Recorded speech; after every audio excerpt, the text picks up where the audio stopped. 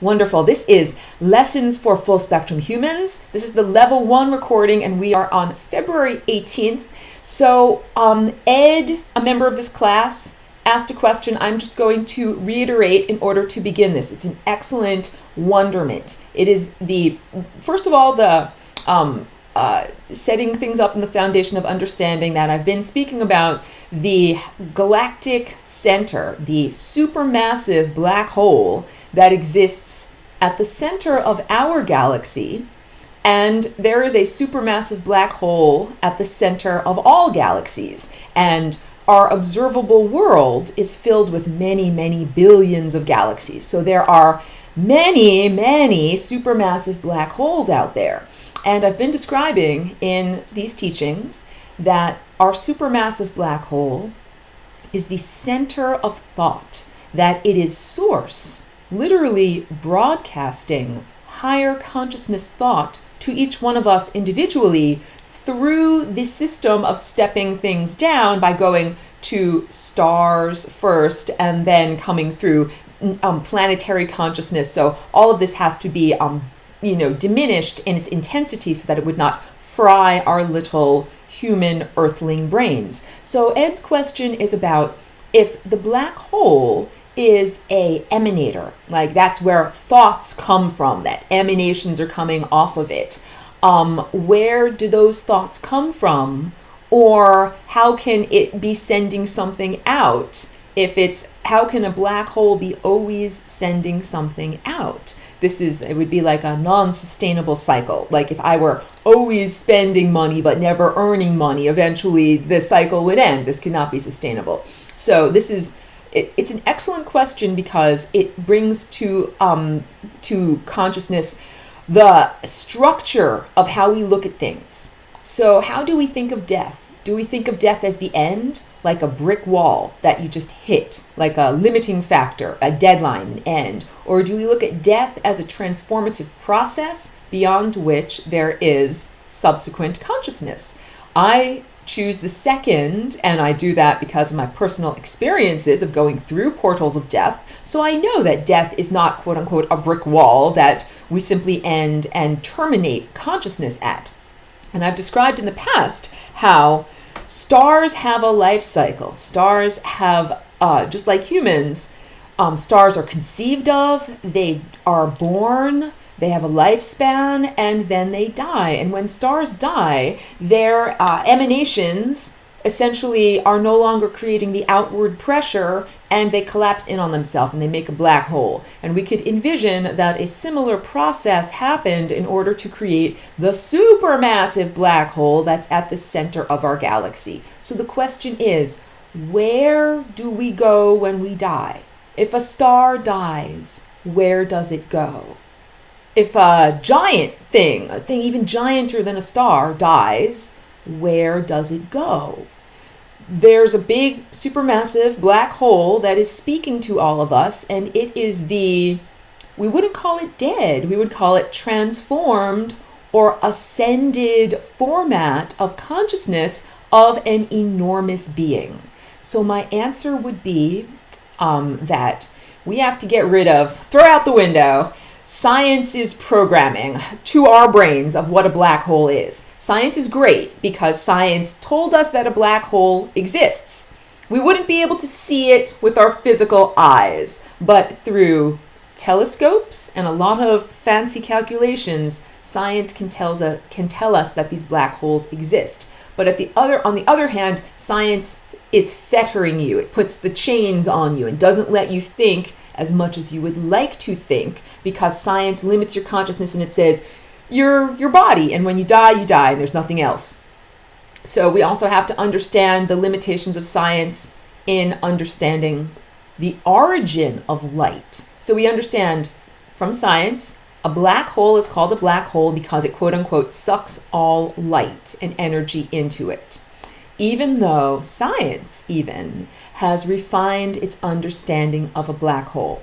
Stephen Hawking, one of the most respected scientific minds in this time and place, and really the epitome of this type of objective materialistic thinking, once said that black holes cannot have anything come out of them, but since has amended his position that there are some very high frequency forms of radiation that can either escape the pull of a black hole or appear to be ejected from it. So there's two things here, being born and dying. And these are both portals of consciousness. So stars are portals of consciousness. Science looks at them like nuclear furnaces, where under incredible heat and pressure, elements are created and molecular and atomic processes are achieved that could not be achieved at the temperatures and pressures at which we as organic life reside. I look at stars differently. I don't look at them as dead nuclear fission projects or fusion projects in the sky, dead nuclear reactors, let's call them. I look at them as beings that are giving birth. They are literally giving birth to photons. Where do photons come from? So according to the scientific model, photons are the byproduct. Photon as an emanation is the byproduct of other chemical and nuclear and molecular reactions that are happening inside of the sun. And that's certainly a valid proposal. My understanding is through direct perception. This is what I do when I attenuate to the sun. I understand that the sun is like an aperture or like a portal, just like a woman's womb or her uterus is like a portal. And consciousness comes through that portal. This is all going to speak to the question, the original question of the supermassive black hole, but I got to wrap it all up in there. So we don't imagine that a woman has residing inside of her uterus, many tiny little, potential babies, and then it's like just add water and one of them grows into a fetus and eventually comes out. We understand that it is a portal, that energy comes through that uterus from another place and comes into this world. So this is similar to our lack of understanding of what stars are doing. Stars, it's not like stars contain all of those photons inside of them and then emit them during their life. The sun is like a doorway, and photons, which are particles of light and consciousness and awareness, are always coming through that portal and entering our realm. So that's part A of the equation, entering into this realm. And then we also understand that stars and black holes, which is the end of a star's life cycle, are portals into another world. And that when we say that light does not escape a black hole, what we're really saying is that light or consciousness or energy has gone into another world, another realm. So this is my very long answer to this excellent question, is that the supermassive black hole at the center of the Milky Way galaxy is an enormous doorway or a portal into a higher realm. And the consciousness that is coming to this denser realm of physical matter, of physical stars, is coming to us from that higher realm. And that the consciousness that comes through the portal of all stars is a circuit of energy and a circuit of consciousness that is constantly going into stars and coming out of stars, going into stars and coming out of stars. When you're going into a star, it might be in the form of a black hole. When you're coming out of a star, it would be in the form of a star that we're familiar with because it's radiant. All of this speaks to our anthropomorphic filter and the experience of being in a biological bodysuit that can only perceive with physical eyes and see physical light. Like, we can perceive the presence of light, we do not perceive the absence of light, which is why it has taken a long time for people who observe the universe to see black holes. And the way that black holes were quote unquote seen is by seeing the way that they bend like a lens everything around it. It's like you would no longer see my face if a black hole was in front of my face. So science has been able to, through looking at telescopes, see where there are places where there is nothingness or something that cannot be perceived. So I would like to go more into that, but I also want to go into the subject matter for level 1 and level 2. So how did I do on delineating that, Ed? Pretty good. Okay, cool. I'm going to start the recording now for Educreations in the background, and this is really good. And I also want to make sure that I've got everybody muted, not out of rudeness, but merely out of making sure we don't have feedback. Cool. Because I noticed that the sound really does suffer when I upload it on YouTube if, there we go. Okay, just one moment. Well, sometimes the computer's a little hinky-jinky, doesn't want to do what I want it to do. Oh, good. All right, getting going on level 1.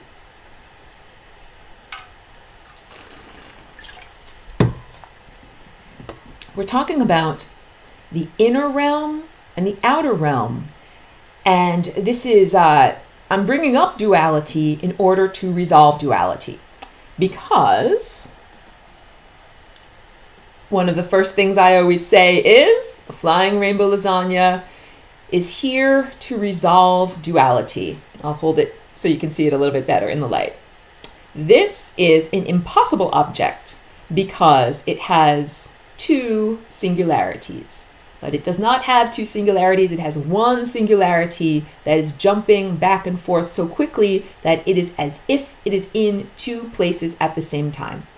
The specialness of this shape is that it allows the outer membrane and the inner membrane to communicate. All right, tracing my finger on the outer surface of this shell, and now my finger dips down into the inner surface of this shell, and now I'm back to the outer surface. Very similar to a Mobius strip. I'm just hopping up to grab my Mobius strip.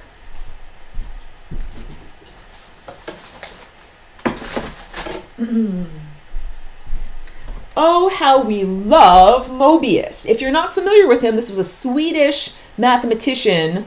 This is a Mobius strip. If you take a long, flat piece of anything, give it one twist, and then join the ends together, this is what you get. It is special because it only has one surface. If I trace around with my finger, look, I'm on the inside, I'm on the inside, all of a sudden I'm on the outside. You noticed I did not move my finger, nothing up my sleeve, still on the outside, still on the outside, still on the outside, and now I've gone back around to the inside. Magic. Let's do the edge. This looks like it has 2 edges. Your eyes are deceiving you. I'm starting on the top edge. Look at me tracing this around. Look at me tracing this around. Look at me tracing this around. Oh my goodness, I'm on the bottom edge now. Look at that, I'm on the bottom edge. I had to move my finger a little bit, but bottom edge, bottom edge, bottom edge. And now, boom, I'm back to the top edge. And I never lifted my finger up off of there, even though I had to shift my finger around a little bit. This is someone else's understanding and visualization of the impossibility of creating a one-sided shape, all right? Bear with me, stick with me, one-sided shape. And also, as a very interesting aside, Mobius created a mathematical formula. It's called the Mobius transformation. And in math, a transformation is a thing you can do with a thing. Like you can reflect a thing in a mirror, or you can spin a thing around in a circle. And another thing you can do with a thing is reflect it in a curved surface. And when you reflect like a checkerboard with 90-degree angles in a curved surface, what I just drew, what you end up getting is what I paint in all of my paintings. And that, lobe shape, that 4-lobe shape. So I'm just, look, there's one in my paintings right behind my head. I didn't know when I was creating these paintings that the mathematical formula called the Mobius transformation existed. I simply found this to be truth and then investigated more and found out that this mathematician had also investigated it. This is about inner and outer, all right? And we're also going to get into resolving duality with the solenoid. Let me bring up some of my pictures that I've got all prepared for here today. So this came out of an animation. I actually shared it with the class for level 1, lesson 2, when I did a lot of explaining vocabulary about electrical, the flow of electrons and electromagnetic fields and the way that electromagnetic fields are created. So if you don't remember that lesson or skipped over it, or would like a refresher on what the significance was, this is all about, this is a toroidal energy field that happens when electrons flow, and it is very similar to the shape of the toroidal energy field that exists around you as your non-physical energy body. You have a magnetic field around you, and the magnetic field of a solenoid is created by electrons as it is flowing. This shape also resolves duality. So I've given you right now 3 examples of shapes that resolve duality. This guy right here, Mr. Mobius's strip, and Madam Flying Rainbow Lasagna, all right? All of these shapes are about resolving duality. Rewinding, and I'm going to talk about duality. Let me minimize this and talk about duality, because we come from a cellular structure. Our body is made up of trillions of individuated cells, all right? So we have to understand a little bit of evolutionary biology and a little bit about the way this cellular structure was created as a house for consciousness. So we are talking about during the developmental stages of life, of organic life on the planet, there was just, an undifferentiated sea of goo. It was just chemicals and amino acids and, chemical biological processes that were happening, in terms of molecules sharing electrons and sharing nutrients and having interactions, just like an ocean, an undifferentiated sea of goo. Until one day, there was the invention of the cell membrane. I'm going to draw this in really heavy so that you can see it on your screen, because I know you can't always see it easily down there. Cell membrane, all right? So at first, there was no differentiation between what is inside and what is outside. There cannot be. There has never been a boundary or a membrane. With the development of the cell membrane, there's the development of individuation. All of a sudden, it's not us, this generalized universal goo, it's me. I live within the cell membrane, and then all of you live out there. This was a key factor and a change in consciousness, individuation.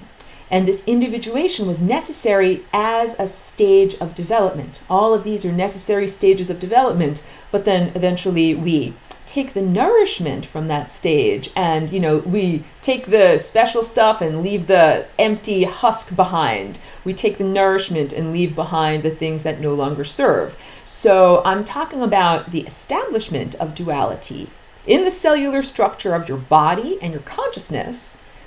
Duality was very important at one point in our development, but now we are resolving duality and returning to unity. I got a drink.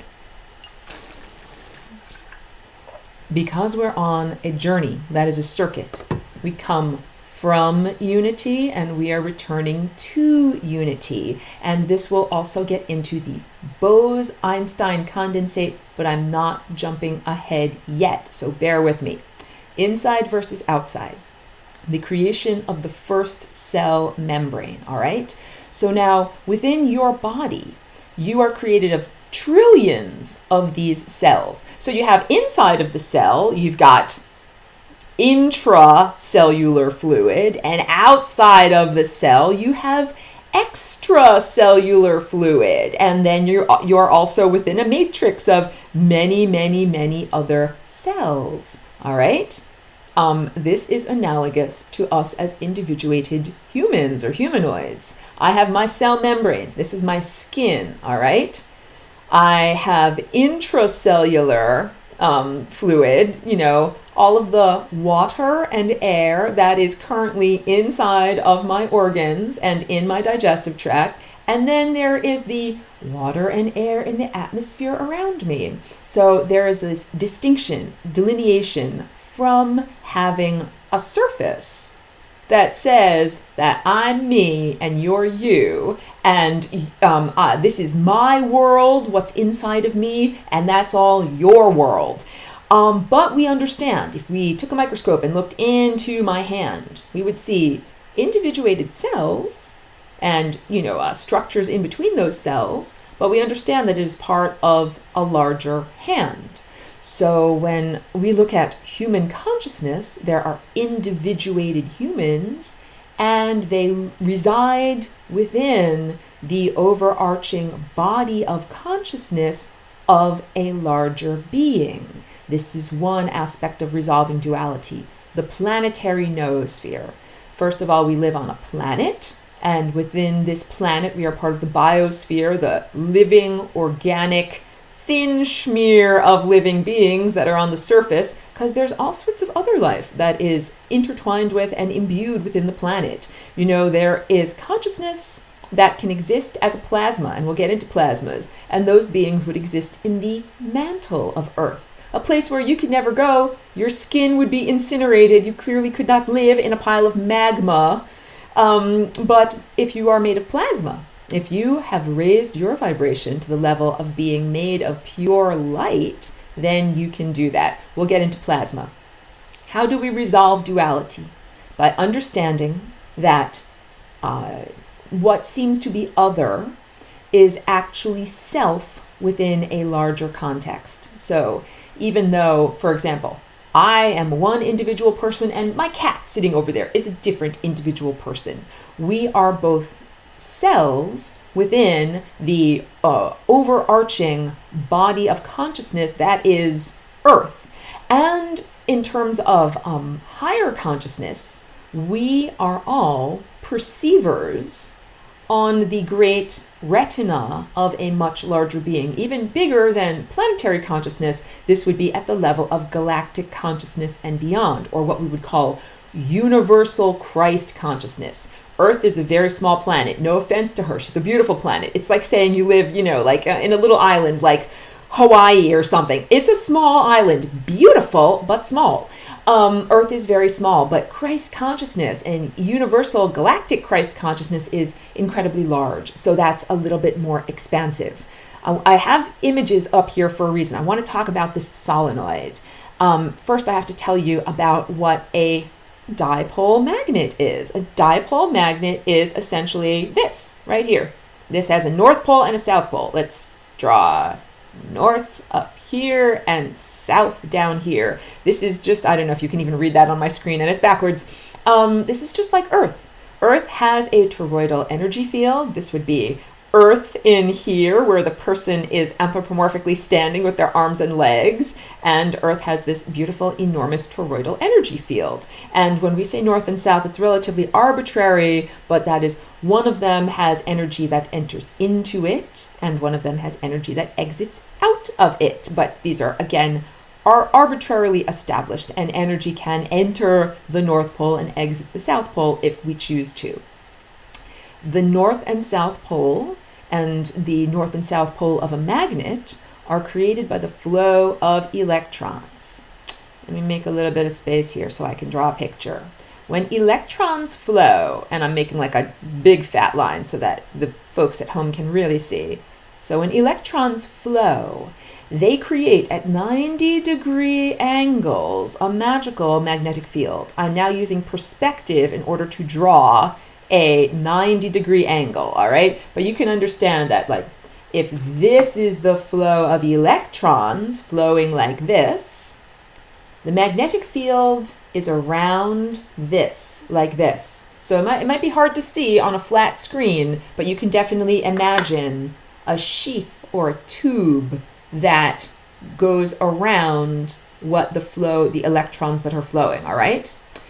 And that creates a north and south pole. And I'll just draw a very rudimentary, like this is a magnet with the north pole at the top and the south pole at the bottom. And if you're not familiar with magnetism, the special thing about having a north and south pole is that opposites attract. So if you had two north poles and you tried to put them together, they would repel. If you had two south poles, they also couldn't go together. But if you have a north pole and a south pole, they can go together. We have created duality, north and south. north versus south, and duality literally is defined by one thing versus another. We created duality simply as a byproduct of this, the flow of electrons. This down here, the flow of electrons is analogous to the flow of time. Literally, when you are submerged in time, your electrons at the atomic level are flowing. If there is no time, if you are not submerged in time, electrons are not flowing.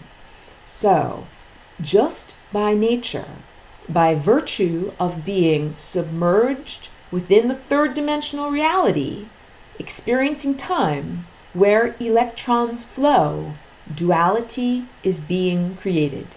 Positive versus negative. Positive versus negative.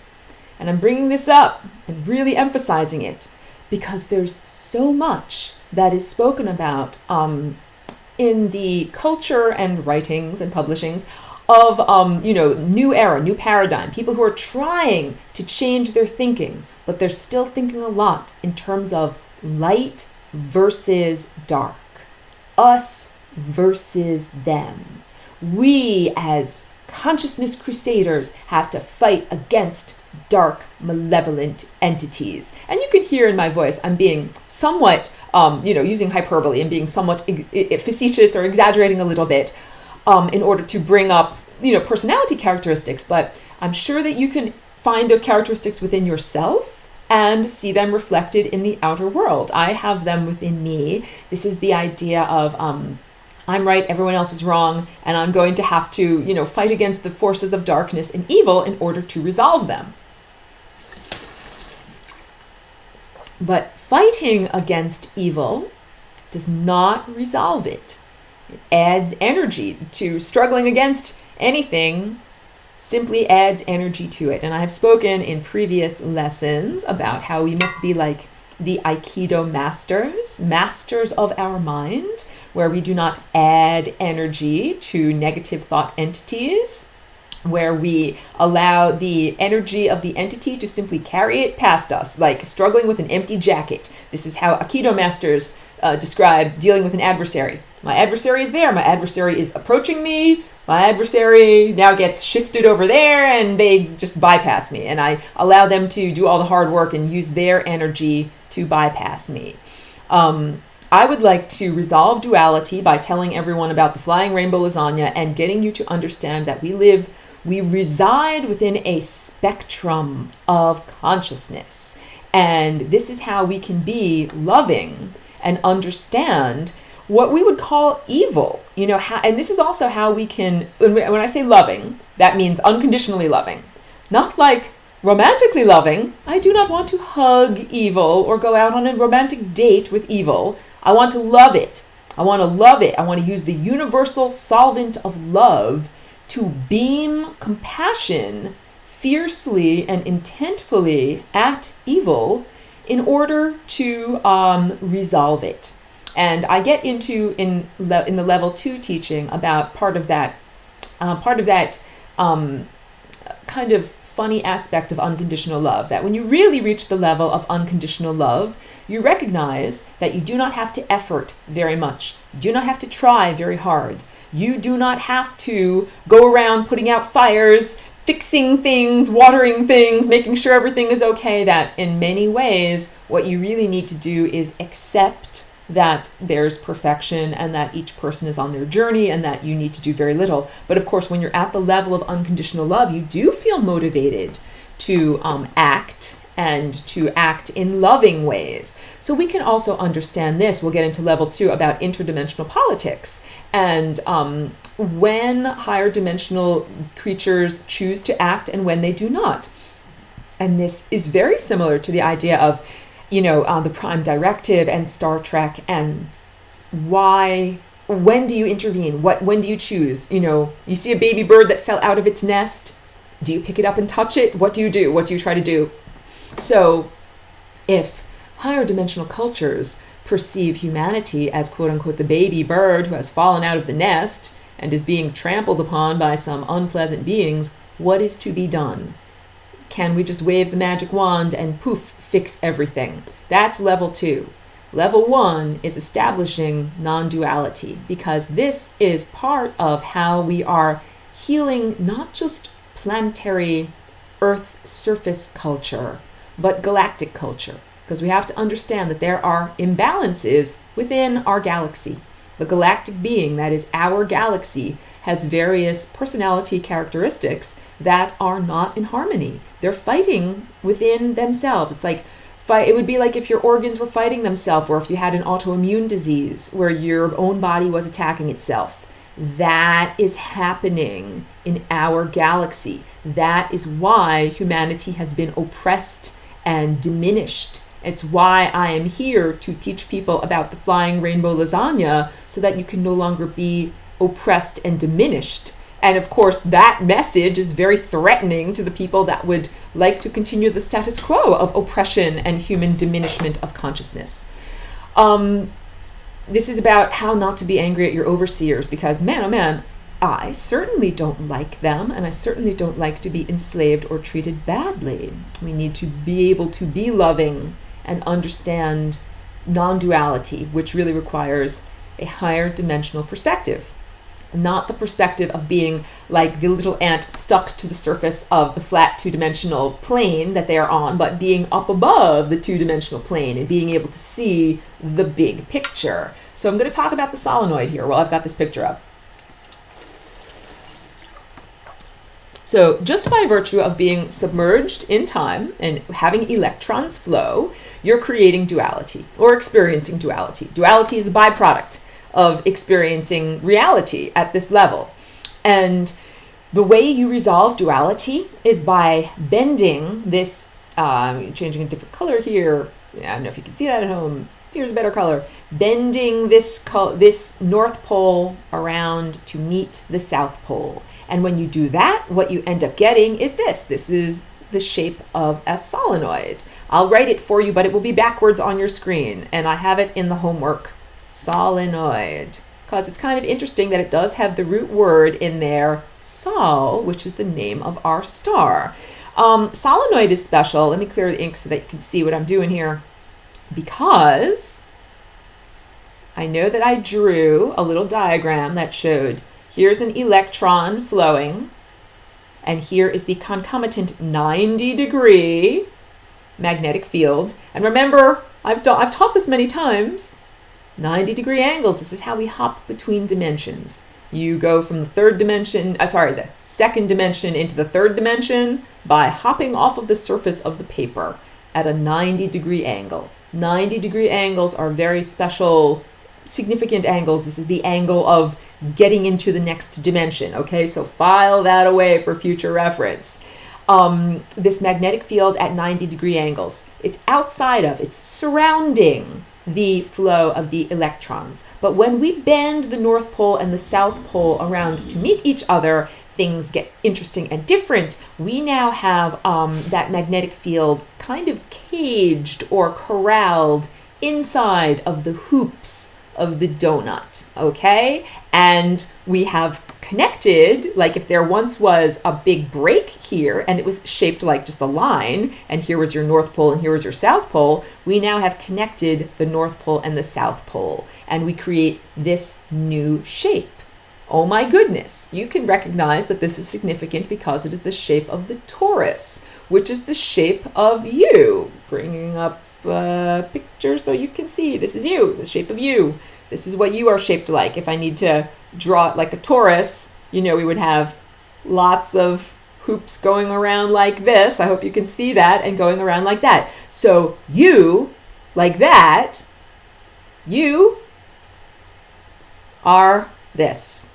All right, you are this. This is about resolving duality. I'm going to talk about different states of matter, and I'm going to have to pause the recording in the background while I get into it, but let's get going with different states of matter, because this is how we can also understand duality and which direction you are traveling in, and consciousness is a spectrum. So we're familiar with, I'll do a little bit of writing while I do this. All right. We're familiar with the realm of solid matter. Like here I'm just drawing like a box. We live in the third dimensional realm. It's a realm of density. There's solid matter. We also are familiar with liquid. I'm drawing some waves of water, okay? And this is all based upon calibration of Earth's surface culture and temperature and pressure. That's liquid. It's water. It's liquid at this temperature and this pressure. And guess what? I'm waving my arm and there's some oxygen around here. It is gaseous at this temperature and pressure. But if we put oxygen under higher pressure, it would become a liquid. All of this is relative, all right? I've just drawn some dots. You can't really see them on your screen at home, but we have a solid, a liquid, a gas, all right? For the stages of water, if this was like a science class, it would be ice and water and steam or vapor, all right? Up from there, we have plasma. Plasma is interesting stuff. And I drew that in red to kind of allude to the shape of a flame. So in the recorded lesson, I've since refined my understanding of what a plasma is. Plasma is the shape of flame. It is the shape of fire. But now it gets more interesting because plasma, science describes it as a superheated or super energized form of gas. But it has conductive capacities. It has conductive characteristics to it. So you can have plasma, just drawing like a big giant, like imagine that's a filament of plasma shooting out of the sun. And that plasma is very similar to an electron as it is flowing because it has a magnetic field at 90-degree angles surrounding it. But the magnetic field is comprised of superheated gases and positive ions, all right? So what you end up having is, in the red zone, a lot of negative ions. So I'm drawing little dashes at home. I hope that you can see that. These are little negative dashes. And then it is surrounded by a cloud of, I'm drawing pluses. You can imagine this is all these pluses around it. And that acts similar to, let's pick up a electrical cord, pointing to this electrical cord over here that has a copper wire in the middle that is conductive and then is surrounded by rubber that is not conductive. So this is the understanding that plasma is like a conductor of energy. Science has only really been studying electrons as they flow through a wire. And this has given us certain laws about amperage and voltage and the way that energy behaves. But it's highly presumptive to say that that's the only way that energy can behave. Electrons can do amazing things, apparently, when they are not stuck having to flow through a metal wire. So it is now, I have a more refined understanding of what plasma is. And now I understand that, first of all, plasma can be not visible to the human eye. Because I had said plasma is the shape of flame. But really, we only perceive plasma when it is energizing gases, when it, like a neon light. Neon light energizes gas inside of a tube, and the gas literally glows. If you don't put energy into the tube, the glass doesn't glow. The gas doesn't glow. So there is a lot of energy that is flowing through the universe at large. Plasma currents that are not visible to your and my physical eye because they are not heating gas. They are just currents of energy that are flowing through the universe. And I know that I spoke earlier in this segment about how stars are a circuit of consciousness. So this is actually the plasma theory of consciousness. I did not invent it. It harmonizes beautifully with my direct perception. When I connect to the sun, this is what I know to be true. And then I read about this scientific theory of perception, and it harmonizes with what I know to be true. So, but it is not proven. It is not in any way. It's a theory. It's a belief system. It's a way of perceiving things. I have to pause this in the background in order to save it.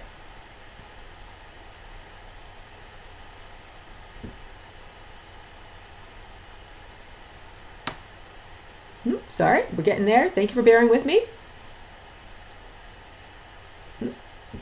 There we go. Thank you. Just takes a moment, and then we'll get right back into it.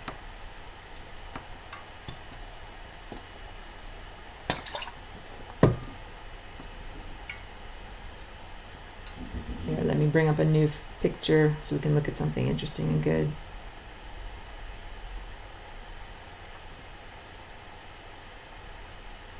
Okay, back to the solenoid.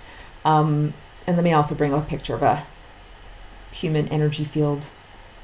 Because we are a solenoid, and we are resolving duality with this shape, and we are using the flying rainbow lasagna to resolve duality. Okay, now I'm getting going on that recording.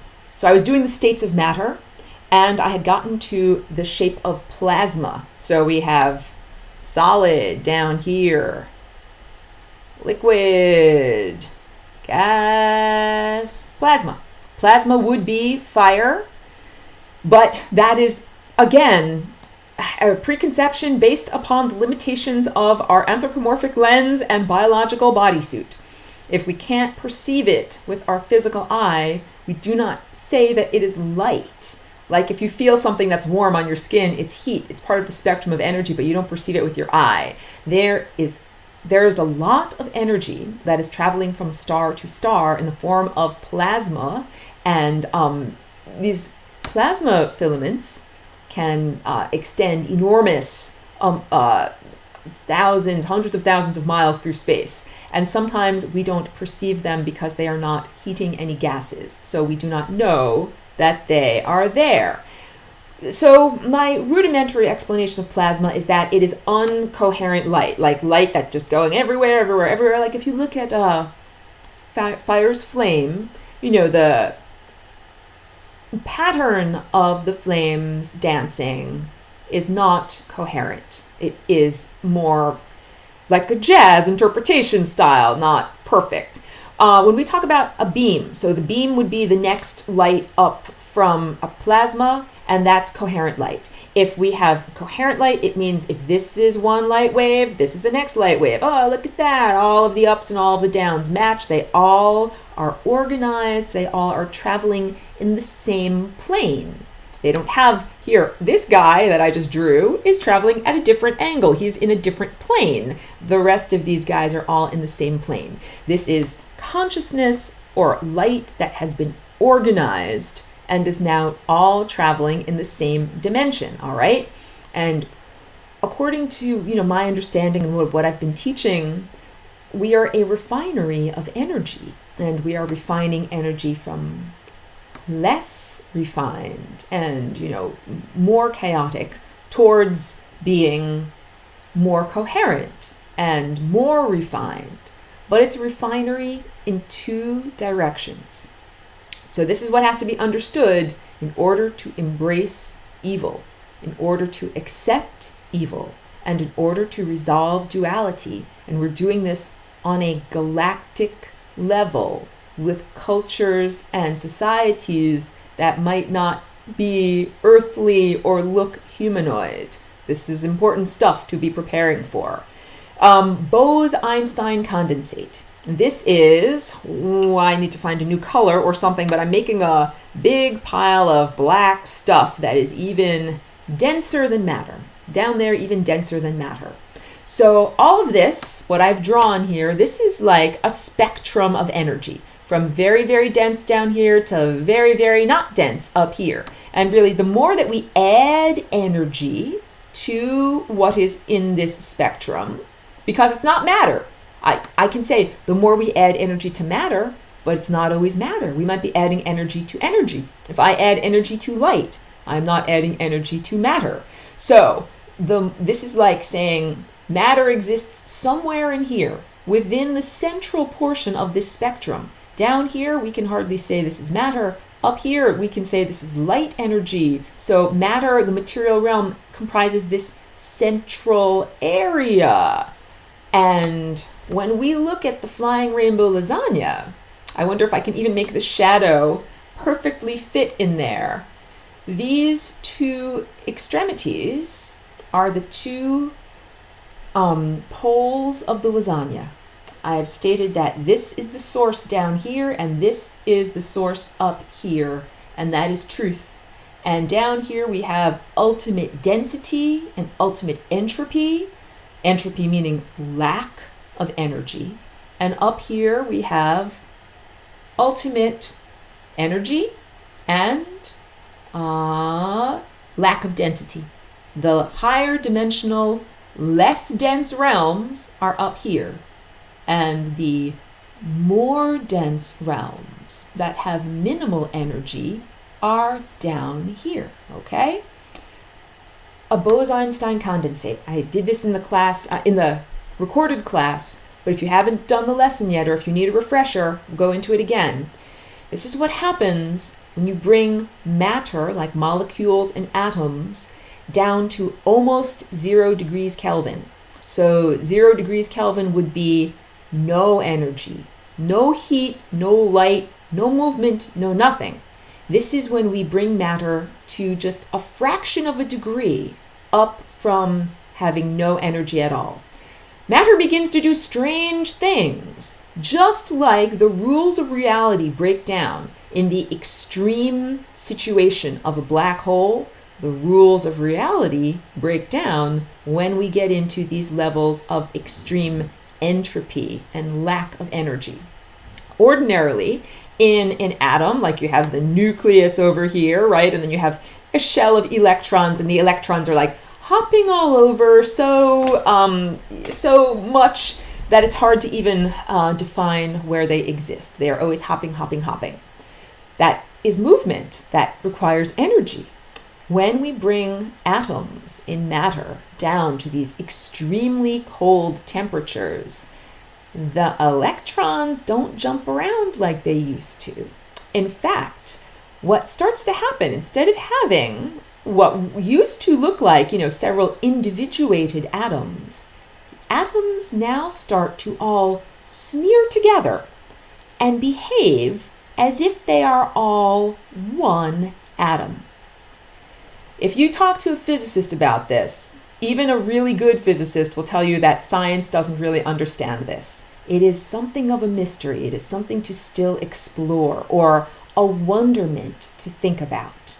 But basically, when you bring matter down to the level of having almost no energy, you achieve unity consciousness. Just like when you bring matter to the level of total energy, raising its vibration, you achieve unity consciousness. Flying rainbow lasagna. We have unity consciousness down here at this pole and also up here at this pole. I see that there's a chat. I'm going to get to that. Okay. Question is, has anyone seen any Bose-Einstein condensate yet? That's a great question. I do not believe that this is something that has been observed. I don't know if it has ever been created in a laboratory. The way that science observes things, sometimes they do it with an actual microscope looking down at something, but sometimes they use math as a form of ESP, extrasensory perception. I might not be able to tell what is going on inside of a black hole with my eye by looking there, but I might be able to calculate and tell what's going on by calculating. And if you're like, Aurora, how can we possibly do that? It's like a logic problem. If you've ever played Sudoku, where each box has to contain all of the numbers 1 through 9. So if you know you've got 1, 2, 3, 4, 5, and then 7, 8, and 9, you know that there's a 6 missing. You know that there's got to be a 6 around there somewhere. So this is how science and physicists and mathematicians, they use math to look into places that we would not be able to sense with sensory organs. So again, this is not something that is we cannot prove anything. We really cannot prove anything. But because even everything is so highly presumptive. There are laws of laws of electricity, Ampere's law, whatever, that are all based in the presumption of how electrons flow when they're in a wire. And now we recognize that electrons behave very differently when they're not stuck in an actual physical wire. So we have to understand that there are things that are provable and there are things that are presumed, and really basically we are presuming everything. So here's a good question. Does a Bose-Einstein condensate actually exist? I say yes, but I don't say so because I've done the math. I say so because that description coincides with what I perceive as the membrane of death, that ultra dense zone beyond which we cannot pass. I don't want to make a total, the analogy doesn't hold perfectly, which is why I haven't, called it that, but I'm using science words. I'm not saying that it is a perfect understanding, but it is a very good allegory for what's happening with consciousness. All right, with our consciousness, like this, when I draw these pictures, chakras, people, we are a refinery of consciousness. So we are taking denser stuff like physical food and raising it up to the level of being pure consciousness and pure awareness. And it is going to be less dense. This has to do with the life cycle of stars. So in our universe, in our world, stars have been born.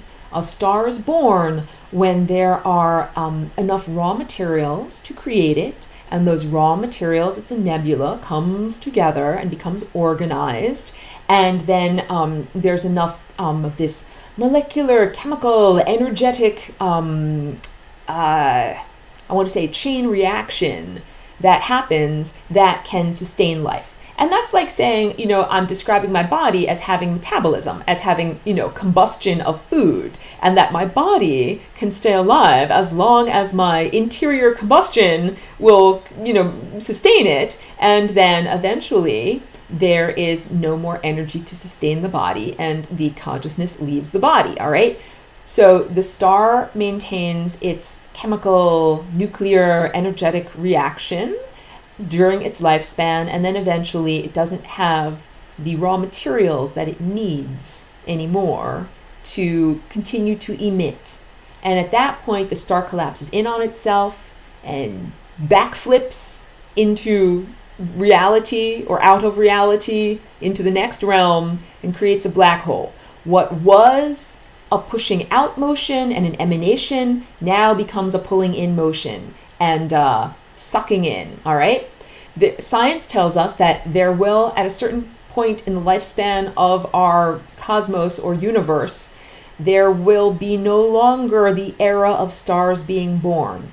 Like we now, at this moment, stars can be born. There's tons of raw materials up there, big giant, clouds of dust and gas just waiting to be created into a star.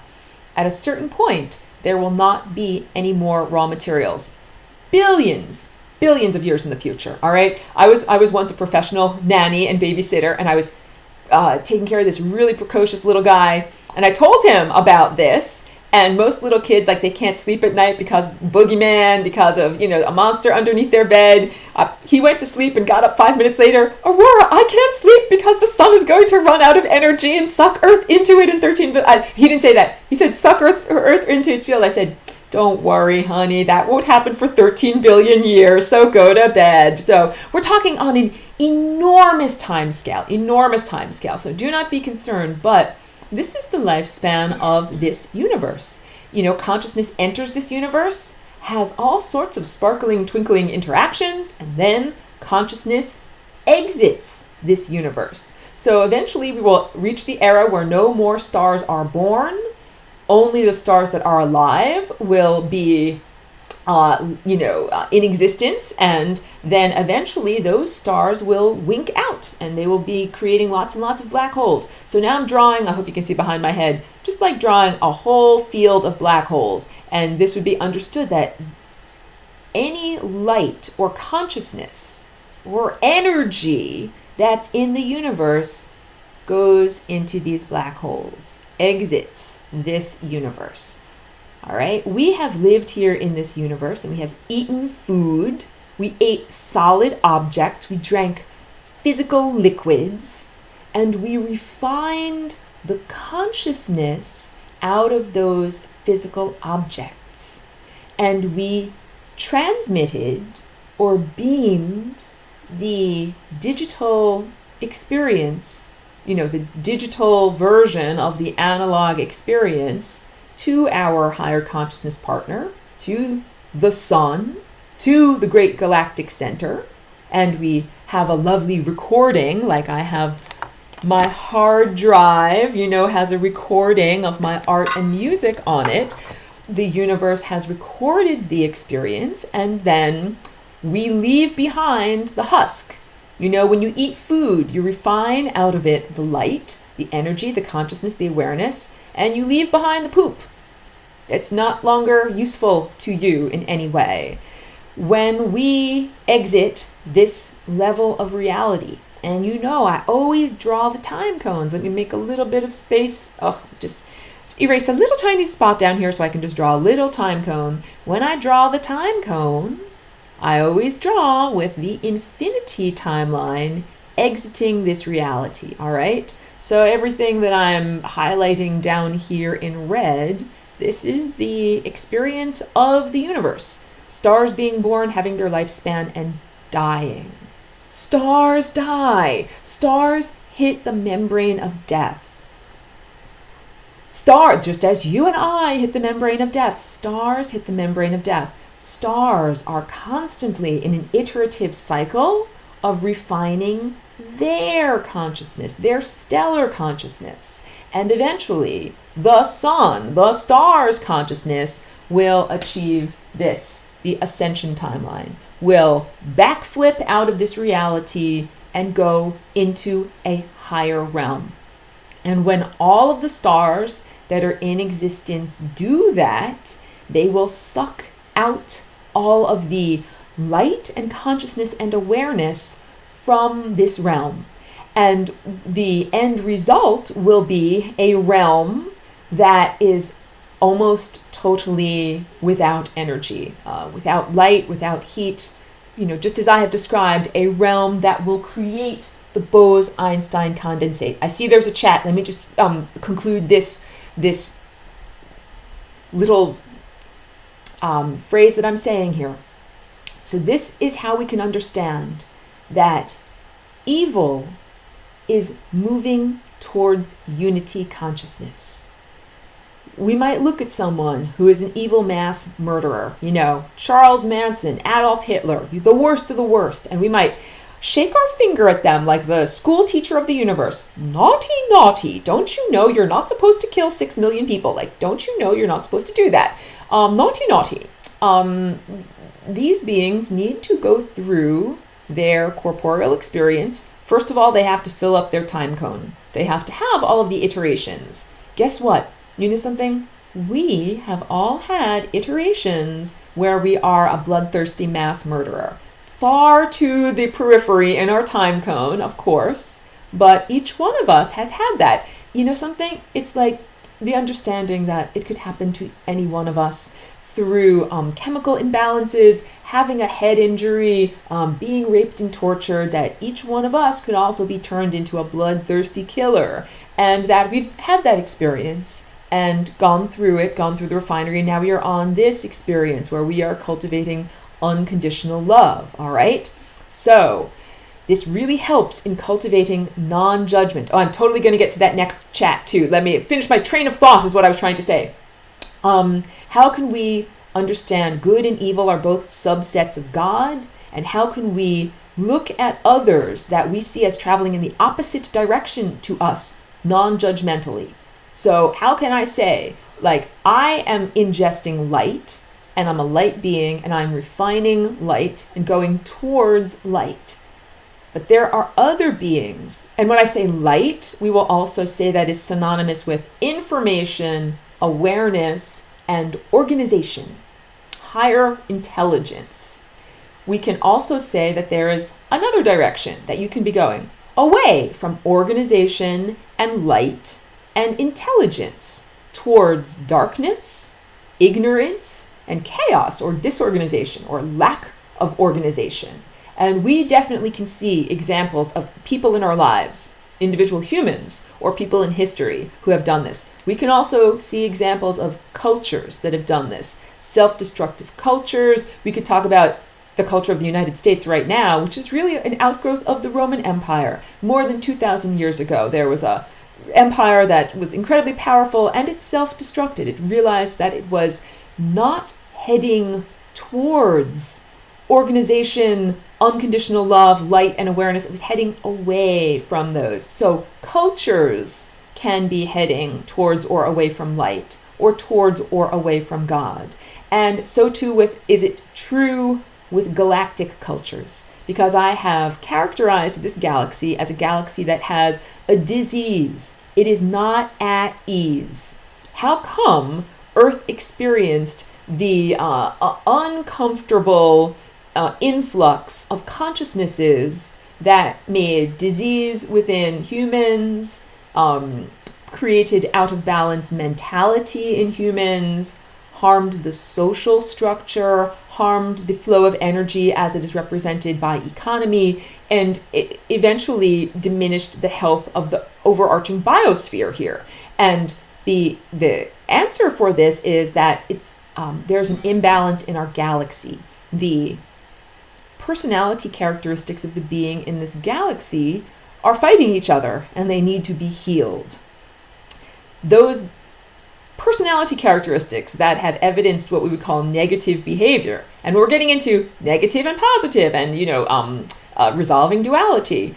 Negative behavior, I say to you, naughty, naughty space aliens, don't you know you're not allowed to abduct people without their permission? Don't you know you're not allowed to, install a hacked operating system onto people's minds? Like, naughty, naughty aliens.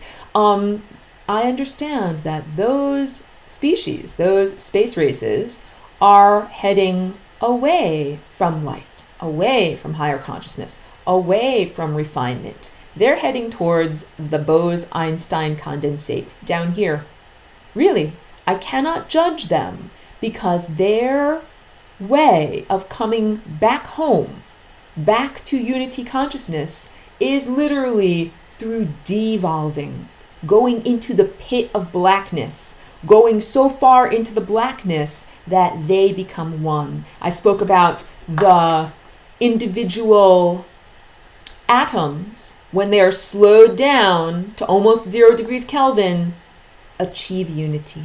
They act as one. So there are two divergent destinations here. One is consciousness achieving total unity consciousness at the presence of everything, infinity, the source. And one is consciousness achieving unity in the opposite direction, or maybe there are many opposite directions, places of total lack of energy, total entropy. Okay, thank you for letting me finish the train of thought. First, I'm just going in order here. Mike asked, when I reach the infinity point, would I have the option of doing lifetimes on some other planet? The answer is yes. First of all, the incarnational process on Earth, as we've been experiencing it, has been hijacked, has been diminished and distorted. We have always supposed to have been able to choose our lives and choose how many cycles and where they are, and if we want to continue. The whole idea of being stuck, quote unquote, stuck on the wheel of time, walking around in circles all the time, is an aberration. I've spoken in this class about how our bodies, first of all, were not invented to become decrepit and die and decompose in 100 years.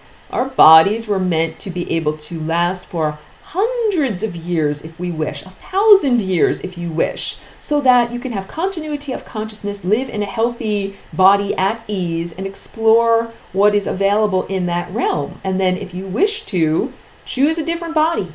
That is how it was meant to be. It was never meant to be like you're stuck in the restaurant of the universe and you're brought plates of food that you don't really want to eat, and you have to suffer through them and eat them anyway, even though it's like, oh, I don't want to eat this. And then you finally get to choose where you want to go. So first of all, the answer is that this situation on Earth is being rectified so that we may now all have choice about where we go. You will no longer have an external overseer limiting your choices or limiting your consciousness or even not informing you. What if you lived at the restaurant and the waiter is always bringing you platters of things that you don't want to eat and you don't know that you're allowed to say, no, I don't want to eat that. No, I don't want to eat the glazed pig's knuckles. I would really rather have a nice healthy salad. You can't say that unless you know that that is within your right. So really we have at our choice everything of the universe that you could possibly want.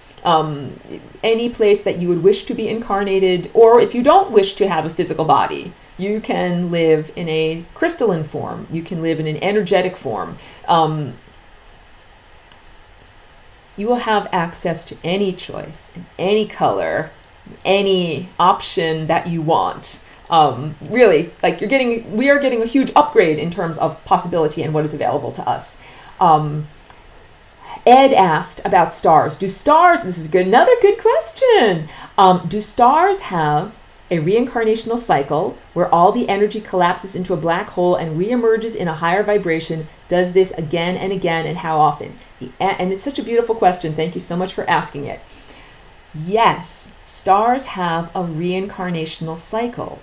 Just as within a lifetime, stars are refining their consciousness and refining their experience, and then eventually they ascend. So first of all, people have said that you're stardust, you're made of stardust. This is very accurate. This is very true. All the heavy metals in your body and most of the elements that make up your bones are stardust, but they don't come from Sol. Sol is still alive. Sol is still thinking and sending us its thoughts. Your bones come from stars that died a long time ago. Think about that. Think about that beautiful connection. This is important because when stars die, they create enormous explosions. First of all, there's tons of heat and tons of pressure, and that's magic in the molecular realm. That makes new elements. It makes things happen. Partners in the molecular realm have sex and have babies under heat and pressure, okay? So lots of new and interesting things are created when the star dies, and it also explodes. Most stars go supernova. They emit a lot of energy back out into the world at the same time that they are creating a black hole and drawing energy and consciousness into themselves. So it is these end explosions, and the release of these golds is another one of the heavy elements that have created our heavy elements that we have right here. And so we are an outgrowth of previous stars and previous star consciousnesses, and our bodies come from dead stars, and we are currently in an energetic partnership with an alive star. So yes, stars have a life cycle, and stars have an incarnational cycle. I wouldn't necessarily call it reincarnation, but they have a cycle, and it's a circuit. It's not necessarily linear, but you could understand consciousness being born in different places, in different stars, in different places, and entering and exiting reality in what we would perceive as a flow. A circuit, I guess, from the first person experience, it might just be like experiencing it. But if we looked up in the sky, it would be like seeing it like a loop, even though to them it might be first person. I'm just going to end the recording because it's getting a little bit long.